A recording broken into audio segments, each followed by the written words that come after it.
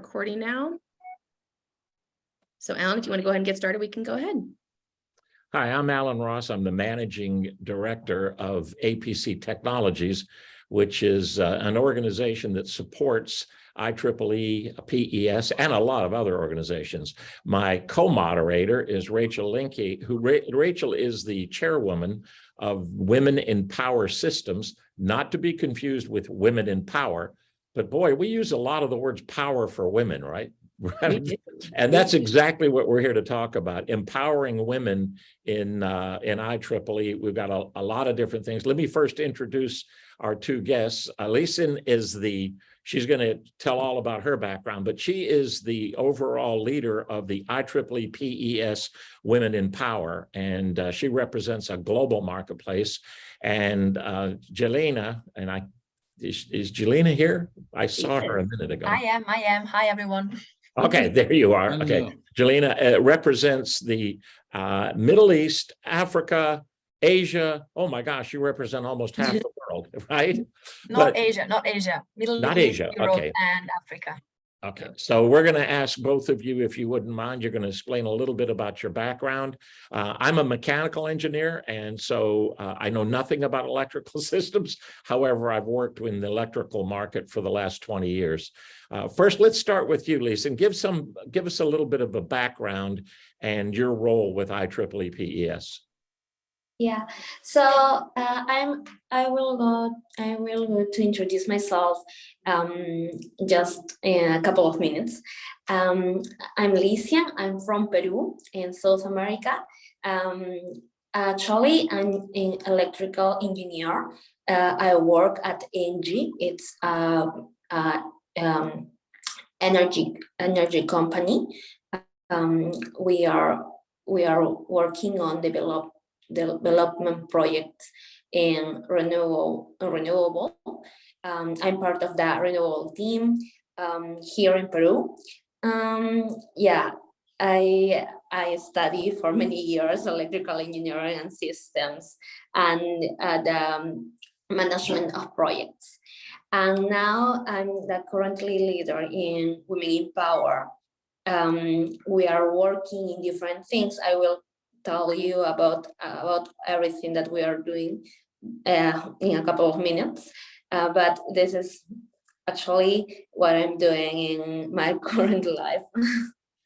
So you have a full-time job and you are a volunteer leader with IEEE, and I must tell you, being a volunteer in IEEE takes a good bit of time and a lot of commitment. So thank you for your commitment, and your company's commitment. Let your boss know that he's done a good thing to allow you to take the time to do this. Jelena, do you want to give us a little bit of background, your background and why you're involved with IEEE? Yeah, of course. So I'm Jelena Ponochko. I'm a lecturer in the Department of Electrical and Electronic Engineering at the University of Manchester. So also have a few degrees in electrical engineering. And I've been part of IEEE PES since the day I started my PhD. So that was in 2015. And as most IEEE members, I joined IEEE because my supervisor told me to do so. So I wasn't really well informed about what this actually means. The only thing I knew is that we get discounted attendance at conferences with this, and also it gives us access to different resources. So this is how it started, I won't lie.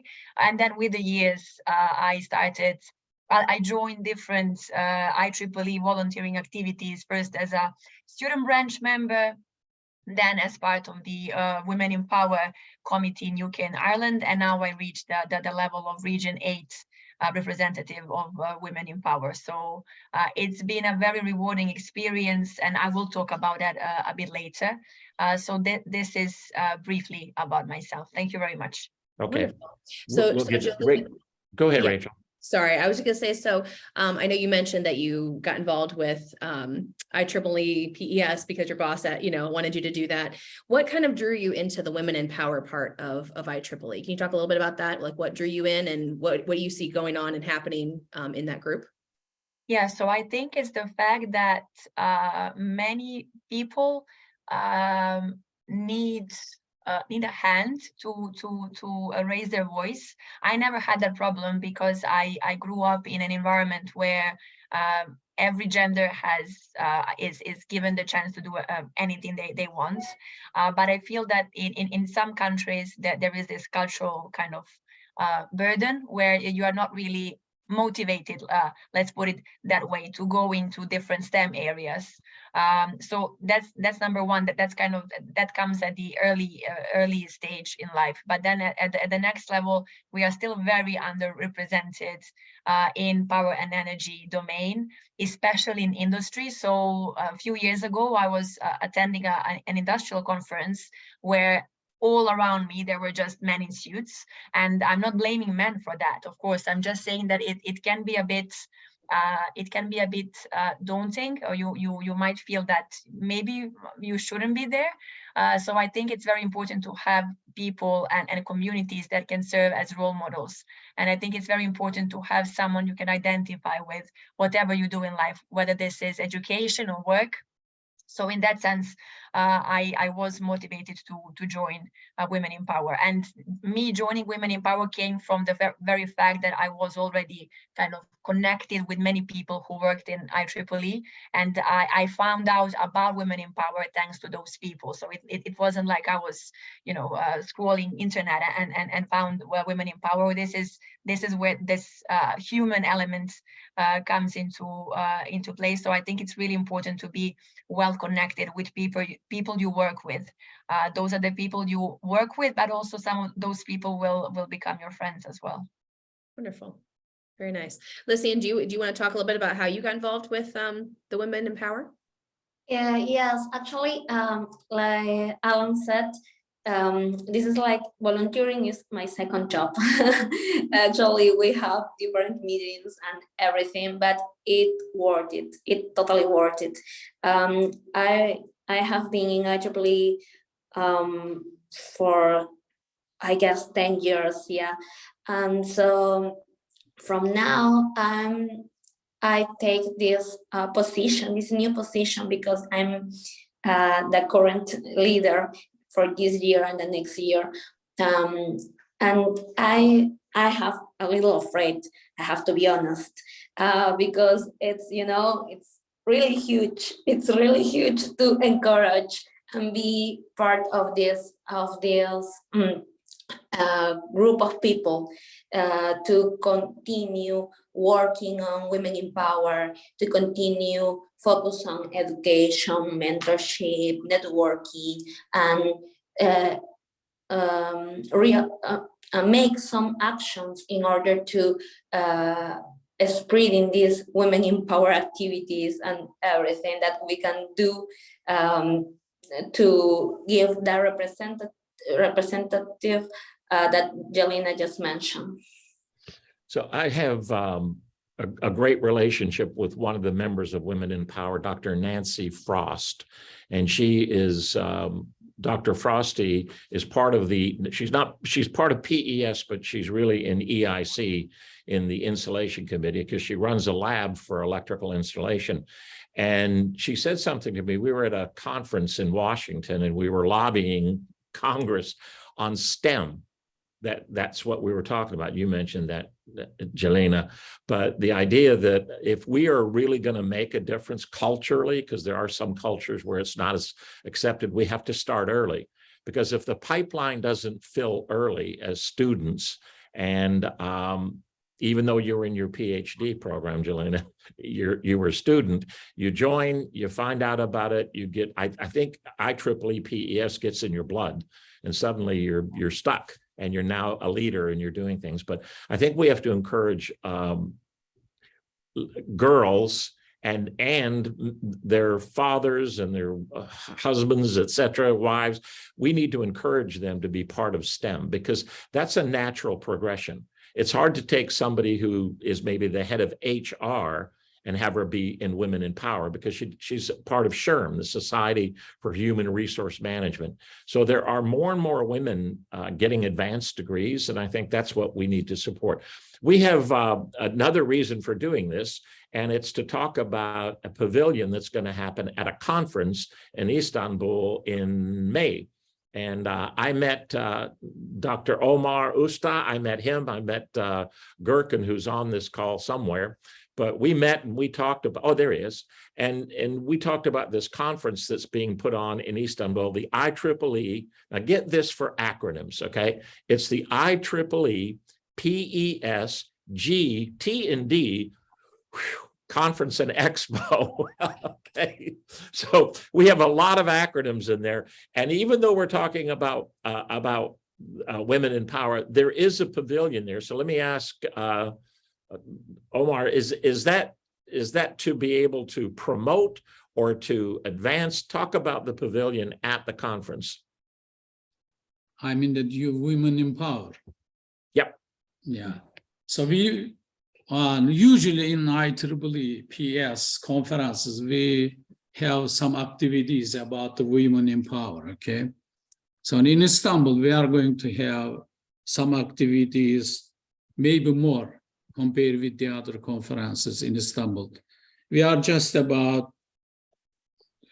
trying to finalize the plan in Istanbul, okay? Okay. So that's why today we are having this remote conversation anyway, conferences, and then to have a plan and at least, or to improve our plan about the women in power. Okay. So I just want to say something, you know, my engineering department, and I was the dean of the engineering faculty, my department, power engineering department, was accredited by ABET, Accreditation Board of Engineering and Technology, and in the United States. So today, they are also visiting our campus 4th time, okay, for the next 6 period of time. But what did they told me that? I said, Omar, what is the strongest point of your department? You know, I said, I don't know, say it. He said that nearly 40% of the academic staff in my department are women, okay? So if you're talking about women in power, yes, our department is, yeah, it's a very good right here.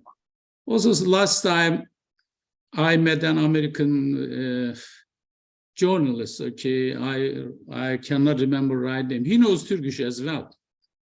He said, I did research, I mean, he did research, and what is the percentage rate of the women in Turkish, let's say, industry, in the university, and the politics, and not politics, but that's the lawyer, something like. But he said that the percentage is very, very high when compared to the percentage in the United States. I was very happy about it. I didn't know that. Yeah. And he said he was surprised about this, and he said that he is searching something different, and I think he is going to report the result of the search to me as well. So in this point, I'm very, very proud of this, my department, not only my department, the other, especially architecture, computer science is more than 50. Yeah, Okay. So I've got some plan, okay, what we are going to do, about what we are going to do at women activities in the Women in Power in our conference in May next year. Okay. So I'm just about it. Okay, thank you very much. I'm going to ask Gözde, because you know about Women in Power, the conference and everything. Give us a little background on your involvement with it and what your expectations are for somebody who would come to the conference or somebody who would come and see the pavilion. Talk about that. Hi, everyone. Actually, in now Turkish situation, the importance of equality of men and women in all sectors are really crucial right now. So we are expecting to spread all of the local companies and all of the Middle Eastern and Europe and the US companies that we work with, the situation of our country, and also promote them a place for they can talk and make some panels about that in women's in energy sector. What are I'm going to go back to Lisa and Janine. What are some of the barriers that you have seen to women thinking they could be involved and make a difference? I mean, you just heard from the professor. It is much more prevalent than we thought it was, right? We keep trying to get more women involved, but there are a lot of women already involved. But what are some of the barriers to involvement? Jelena, why don't you go first? Barriers to being involved in initiatives such as Women in Power, or some or being involved in STEM areas. Yes. The latter. Okay.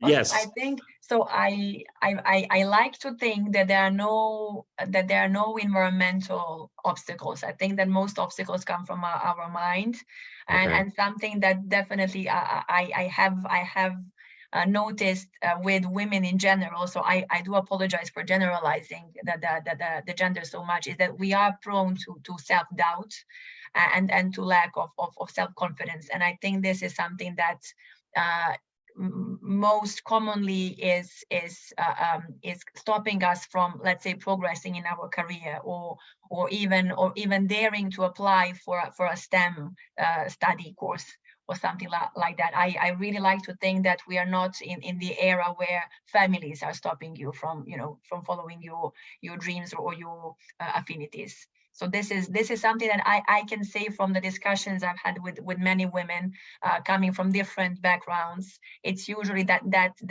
negative voice inside your head that is stopping you, and not someone from the outside.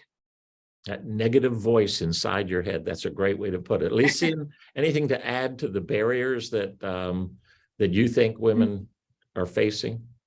Oops. Yeah. I agree with Jelena. But I have some extra comments because, as I talk with different people from different backgrounds and different countries, culture is very different. I'm from South America. South America, it's a little bit, I don't know how can I say that in a good way, but at South America, we have a lot of problems about gender in the gender area. So it is really common to listen a lot of opinions about what are women in power doing in this industry. So a fact, I can neglect, I can neglect what is happening here. So it is really common to listen this kind of comments or everything from your colleagues even. So it is really hard for some people here. So sometimes some people says, if you don't have enough courage to confront or to go ahead with your career, it's really difficult sometimes. But then I really think that our society is changing, and it's good, and that's why I think men and women share the same responsibility and opportunity to make this happen. Men and women, both genders. Yeah, sometimes men get blamed for being the obstacle, and yes, historically that has been true. But I can promise you, in my dealings at IEEE PES with the T&D event, with any event and all of the meetings that we're on, we greatly encourage, women involvement. We're promoting that. So I think men are changing attitudes, but I love what you said, Jelena. It's you got to push through regardless of what the cultural barriers are, the family barriers are. It's got to be up here, and it's got to start early. If women don't have a proclivity towards and it isn't just electrical engineering, it's the technical skills, the the kind of education that allows you to participate in non-traditional female jobs. But so for both of you, thank you for breaking through. Jelena, are you going to be speaking at the event in Istanbul? Please tell me yes. I wish. I'm afraid that there are there are quite a few conferences next year, and I'll have to be a bit tactical about them. I'm already involved in organizing probably the biggest PES conference in Europe next year. So I'll have to be a bit more tactical about it. do remember, I work at the university with limited budget for travel. Right. Yeah. University of Manchester, by the way, is one of the leading electrical engineering research. So congratulations. And when I saw that you were from the University of Manchester, my brother lived in Manchester and recently passed away. So I've spent quite a bit of time in Lim, right outside of Manchester. Anyway, I want to go back to the conference itself. Yes, Rachel, go ahead. Yeah, I'm sorry. Gherkin wanted to weigh in here, so I was going to give him the opportunity since we kind of wrapped up a little bit. Gherkin's got his hand up. I saw his guy's hand up, so I want to make sure he gets a chance to speak. So okay, thank you. Can we say a few words, Lucian or Yelena, about the Women in Power Association or platform of PES? Because we do have some recent new small associations in Turkey involving women in energy sector. But since you have been around for quite a long time, for some years, I mean, the platform, how can you help the ladies in energy sector I mean, globally, and maybe there might be a need to establish a chapter in Turkey chapter, and we can get together all the ladies in energy sector. I mean, this is totally out of my my vision and my job. I'm just if you can give us some more information about what this platform is about and how can be beneficial for the ladies in the energy sector. First of all, Gherkin, never say to a woman you've been around a long time, okay? Let's just say that Lisa and Jelena, you've had experience. So how do we start a chapter of Women in Power in Turkey? That's the question, right, Gherkin? Yes. Encourage that. Yes. Okay, so I will let Jelena explain about the organization in Europe, but I would like to just to highlight some actions that we are doing, and that's why we think this is benefit for everyone, not just women. Like we are doing is, first of all, we are working in a mentorship program. We are developing in South America, and some of them also are doing in Africa. So this is one point that I would like to highlight. It's really good to have mentors who are in this sector, women mentors actually. So it's really nice to have this leader. And the second point we were doing is we have a funding a procedure to make activities. So we are encourage everybody to apply. I mean, everybody in IEEE apply to make activities in order to continue fostering, spreading women in power activities.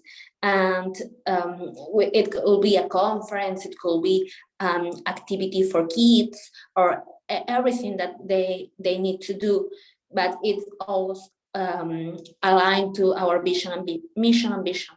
And the third point, we are trying to involve in different conference, high-level conference in PES, to make like a stand or a spot, you know, in this kind of conference, and that's to make us visible in this organization. So this is a highlight point. that I want to share with you. So Jelena, you can add something about the organization in Europe. Sure, I'm happy to. Would it be okay if I share some slides just to make Sure. it? You take over control.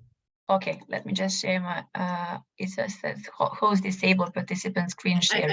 I just opened it. Okay, sure. So let me just see if I can share my screen somehow so that you can see the. We see it. Well, you just went Yeah, away. yeah, I just wanted to start the, yeah, can you see it now? Yep. Yeah. Yeah, so I'll just share a few points about IEEE PES and Women in Power, focusing on Women in Power in Region 8, as I assume that some of the people in the audience maybe are not really familiar with IEEE. So I'll just fly through those first slides that probably some of you have seen many times. So the IEEE, as the world's largest professional association, has a very wide impact, and this impact is not only technical but also social, and this is why Women in Power also exists. So it always strikes me to think that there are more than 400,000 members around the globe, and within the IEEE overall, and the PES as the Power and Energy Society within IEEE is the second biggest one. And currently it numbers more than 40,000 people. So again, this is a very large number of people, and it just shows you what the possible impact everything you do as part of IEEE PES can have globally. As probably many of you know, the IEEE and so the PES as well is organized into regions. And Lysiane, for example, until recently was Women in Power leader of Region 9, which is Latin America. And Region 8 is geographically the largest one, since it comprises Africa, Middle East, and all of Europe. It's really big. The different activities or the different type of involvement or the benefits that we all have as PES members is, first of all, that we have access to people. That's, I think, the first and the most important thing in IEEE PES. Then the second of all, we have access to different technical resources. So there is the resource center that is available to every PES member. There is which consists of numerous recordings of webinars, different document standards, and so on, not only IEEE standards. Then there is the Power and Energy magazine, which really keeps track of what is happening today in different areas of technology.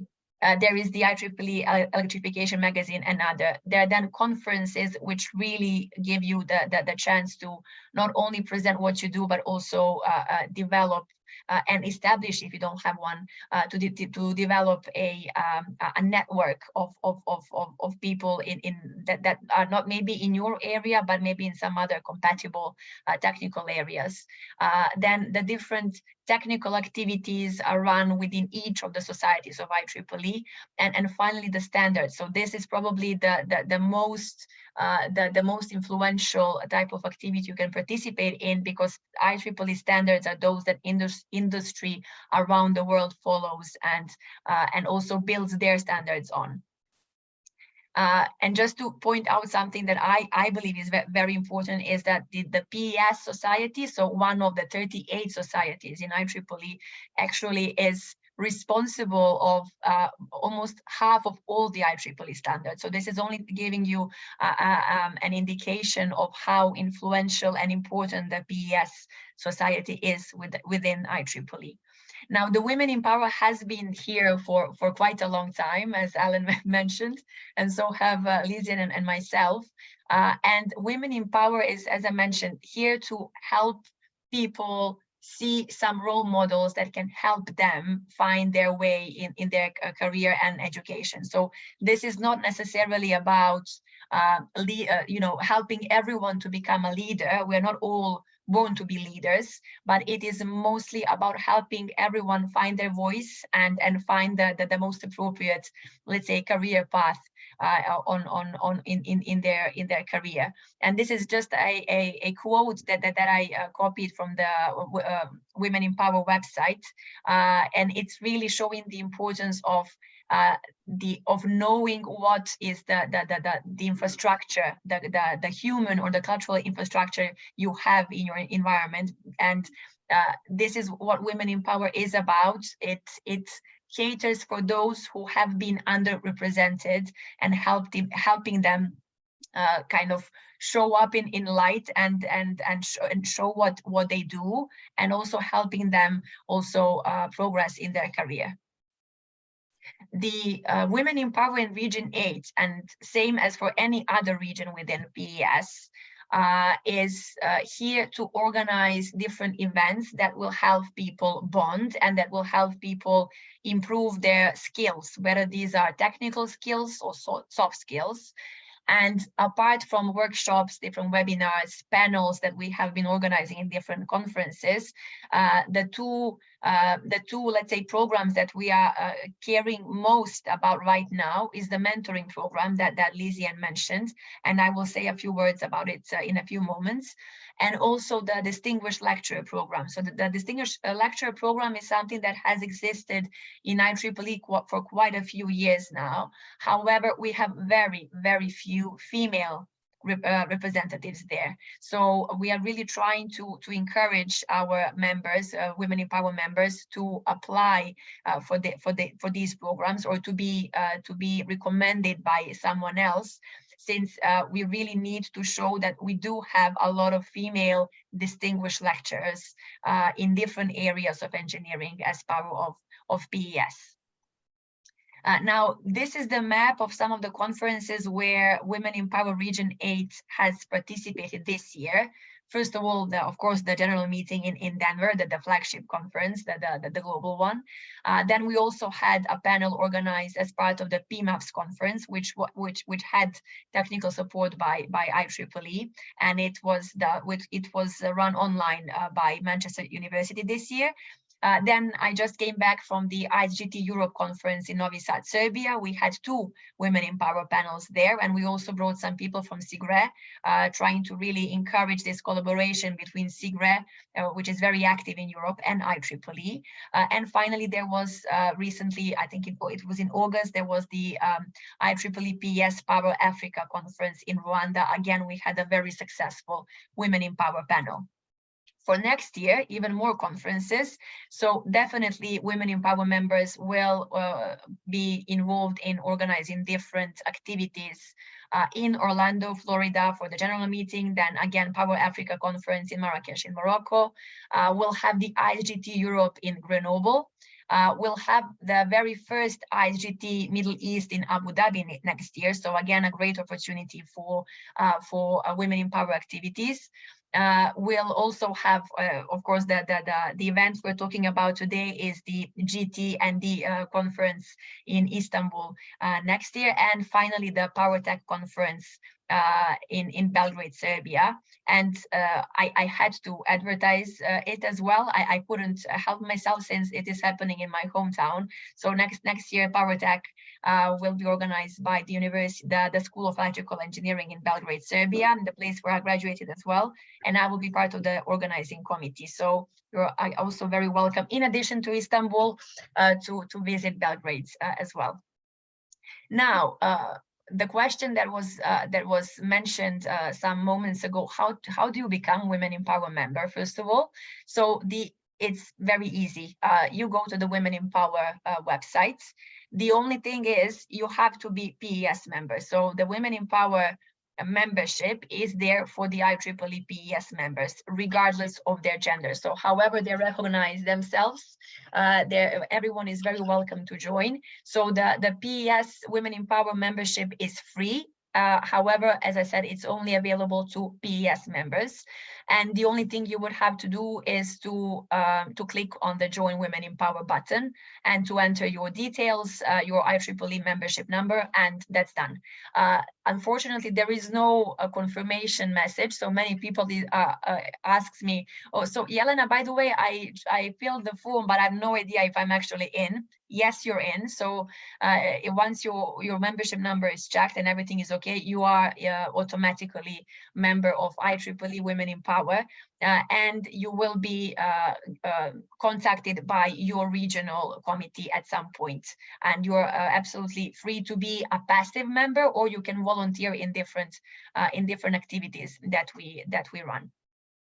Can I ask yes. you something? Yeah, of course. Mm-hmm. Do you have to be engineer to get a member from that? So you don't have to be an engineer, but you do have to be IEEE PES member. So majority of the PES members, I believe, are engineers, but it is absolutely open to everyone. So as long as you are, as long as you are in a way connected to power and energy area, you're very welcome to become IEEE PES member, and then you can automatically become a Women in Power member as well. Thank you. No problem. So the current Region 8 team counts 15 representatives, and these colored areas here are showing countries where we currently have representatives. As you can see, we still have a lot of, I would call it gray areas. So if you are from any of these countries, and Turkey also is not colored here, you are very welcome to get in touch with myself or Lizzie, and so anyone from Women in Power, and to become a member, so you can always become a member by visiting the website. But if you would like to become a representative and join the committee, and also get involved in different activities, you are very welcome to get in touch. Here you can see the emails of our current representatives from these colored areas, but of course you are very welcome to join this list and become a representative of your country in Region 8. The mentoring program that Lizzie mentioned, I'll just say a few words. So we have now established a mentoring program committee within Region 8. And there has been a very high interest in this program, mainly from people who would like to be a mentee, or the person who is being mentored, either from people who have recently graduated or from people who are at the start of their career.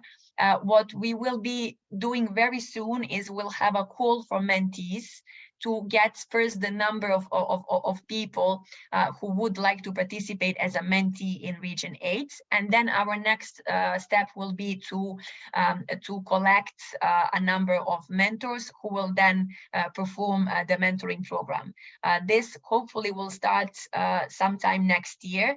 So I will share a few details about our social media, because this is, I believe, the best way to stay tuned and to get informed when our mentoring program actually starts. This program has been running in Region 9, so in Latin America, very successfully. And this year, I believe it is running for the third time, and we really wanted to replicate it in a way in Region 8. So I do hope that this time next year, I'll be able to share some success stories from Region 8 as well. Finally, our social media. So we are visible on LinkedIn, since recently on Instagram as well. In LinkedIn, you will find many different pages that come from different chapters. So for example, if you are in Turkey, and if there is a Women in Power Turkey page, then you would just have to find it on LinkedIn. Or if you are in UK and Ireland, you can just type Women in Power UK and Ireland, and you'll find the relevant page. So I believe this is the best way to stay informed about what we are doing, and also to join our activities, either as a volunteer or as a speaker. So if you work either in industry or in academia, in policy, anywhere, you might want to share your views on a certain topic. So the most straightforward way is to just get in touch with any of us from Women in Power, and we'll be happy to organize an event where you'll have the chance to say your story. I've added here some links to the Women in Power website, and also my email if you want to get any more details about Women in Power. Thank you very much. I'll stop here, and if you have any questions, happy to answer. Yeah, and I think, so I know Lysian actually has to hop off as well, but we can go ahead and open this up for any questions. If you have any questions, you can raise your hand or just let us know and we'll open that up. If not, we'll wrap everything up. So we'll give it a minute or so here. Alan, do you have a funny joke to tell us in the meantime? Yeah, I have a Scottish joke to tell you. Oh boy. A Scotsman, an Irishman, and you will love this, Jelena. A Scotsman, an Irishman, and an Englishman went into a pub, and in front of each of them was a pint of beer, which is not uncommon. And in the pint of beer was a fly. And the Englishman looked at the pint and pushed it away and said, "I cannot possibly drink that," because he's English and he's proper. And the Irishman looked at it and said, "Oh, look at that, it's a fly." And he took out the fly and he threw it out and he drank the pint. And the Scotsman looked at it, grabbed the fly and said, "Spit it out, spit it out." Anyway, if you understand the culture, you understand the culture. This has been a great event. Thank you so much, Jelena, for sharing what you shared. IEEE, if you're not a member, join. If you're not a member of Women in Power, sign up, it's free, and be part of this culture. I love that quote that you put up there. Whoever put that up, the quote about, hey, we've got to have cultural change in our infrastructure in order to have true technological change in our infrastructure. So we encourage all of you to do that. This has been an APC Technologies presentation. My co-host, Rachel Linke, the chairwoman of Women in Power Systems, which is CGRE and IEEE and Women in Engineering and Women at Eaton we have a lot of organizations that are part of what we do. So Rachel, thank you for doing this. Jelena, thank you for joining us. And folks in Turkey for putting this on. We appreciate it very much. And we will see you in Istanbul in May. Wonderful. Thank you all. With that, Thank we are you. out. Thank you very much. Thank you. So much. Thanks a lot. Bye. Bye.